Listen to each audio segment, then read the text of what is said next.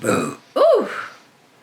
Why didn't I burp beforehand? Like, why did I burp the second I turned the camera on?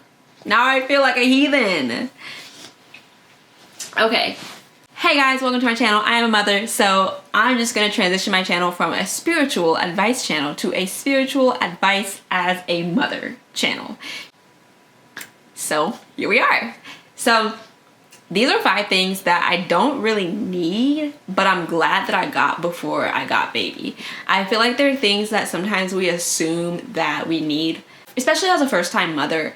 I needed a crib. Like, I just couldn't picture my bedside nursery without a crib, even though I know that, you know, there's this conception that you don't really need a crib at first, yada, yada, yada, yada.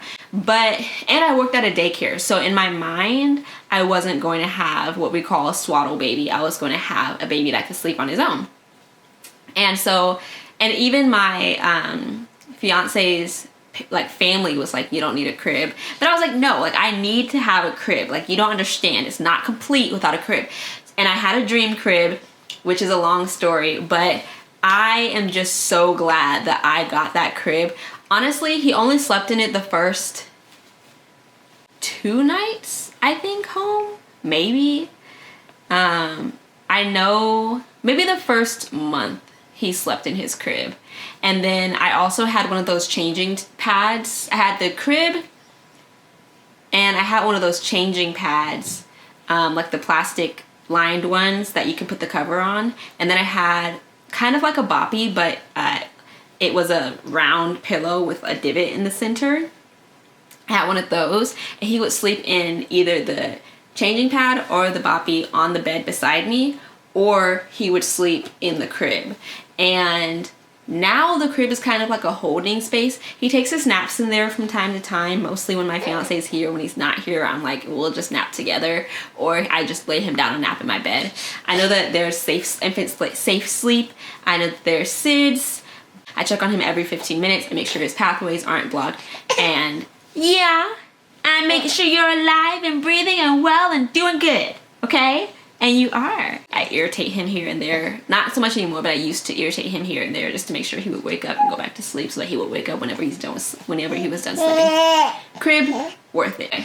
Second thing on the list. I have my notes right here. A bassinet. So I have a long baby. I don't want to lift you up because you're not wearing any clothes right now. But I have a 13-pound 4-month-old. Well, he'll be 4 months in 3 days. I have a 13-pound 4-month-old.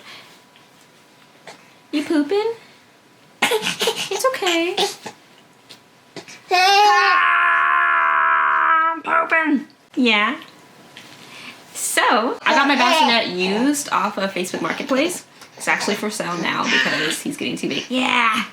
But, the bassinet, I didn't know that you had to buy a bassinet, like, mattress. And that was just an extra cost that I hadn't even thought about. So I'm thinking, I spent $50 on mine. I think it's regular $70 maybe. But, to have to budget out extra for, like, a bassinet mattress and put a cover on top of it, I was like, oh, I'm not doing all that. So what I would do is, don't come after me, y'all, but I would get a pillow, lay it in the bassinet, and then I'll get his blanket and I would just tuck it into the pillow so that it was like, it was, you know, not like, so it was like a wrapped, like it was like a mattress, you know, and then I would lay him down on that and then put a blanket on top of that. I know that babies don't need blankets, they can just have sleepers, but 1, he was born 5 pounds, 15 ounces. I couldn't put him in a sleeper because I didn't buy any. And then 2, I just got used to like tucking him in when I would go to sleep, and and I'm a very light sleeper, you guys, and I am very like conscious about making sure that he's covered correctly. I also have been teaching him how to take it off of his head. So the third thing, a bouncer and a seat. So now that I guess when he was like 2.5 months to 3 months is really when he started to be more comfortable in the bouncer, and I think that's because he started to gain more weight. But at first he really wasn't, like, he did not like the bouncer. It didn't matter if he it didn't matter if he was half asleep, he would get on that bouncer and be like, why am I? He would rather just be laid down.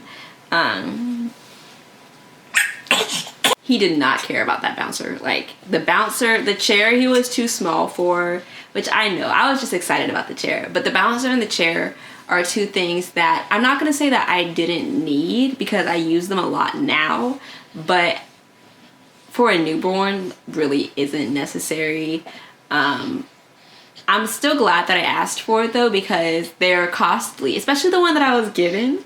It's costly, so I'm glad that that's not an expense that I have to worry about. But at first, definitely is not something necessary if you're the one who's paying for all of your stuff. And I just lumped that together as number 3. Number 4, bottles. Okay, I don't know why. So before I gave birth, I bought a bunch of plastic bottles, the Dr. Brown's ones, because those are so popular in the daycare that I worked at. And then I realized that I didn't want plastic bottles. I also realized that I didn't want the Dr. Brown's nipples, especially because when he was born, he was a chewer. And the Dr. Brown's nipples really just encouraged that. So what really got him out of that were the attachments for my pump and switching to the Advent bottles. After that, like especially after the pump nipples, no problems at all. I also had to make sure I switched to the size 1 nipples because it comes with size 2 for the pump and for most bottles. So you have to make sure that the nipple size is the right size, because if it's not, the milk is going to flow out too fast, and then they're going to have more trouble with the bottle. And it's not because of the bottle or the nipple, it's because of it's not because of the bottle or the shape of the nipple, it's because of the size of it. So yeah, and then but I ended up switching to the glass bottles. I have less than 10 bottles. I feel like I have 2 large ones and like 4 or 5 small ones. And that is all that I have used this entire time. Now, I will say that I do wash bottles. Like when I'm using bottles regularly, I would wash them maybe twice a day, once in the morning, once before I go to bed. But I honestly like having less bottles to wash than feeling like I have a bunch of bottles, and when it's time to wash, like now I have a million bottles to wash. So if you are taking your kid to a daycare, then it would be more beneficial to have more bottles, because you can have daycare bottles and like home bottles. But if you're not and you're like at home, then you really don't need that many. Just make sure that like you do your research on what kind of bottle you like, and also and that you don't invest too much in the bottles beforehand, because you might get a certain brand and then your baby not like them. I'm a big person for Philips Advent, the glass ones. The plastic ones are okay, but the nipples are different on those. But the glass ones are just, and they don't get like that weird fog residue that the plastic bottles get over time. Okay, and then number 5. So I actually didn't originally buy this, but eventually I bought a Haakaa. This was in the first month, I believe, and I used it twice. Honestly, I don't even know where it is anymore, but I used it twice because there was just so much hype about it.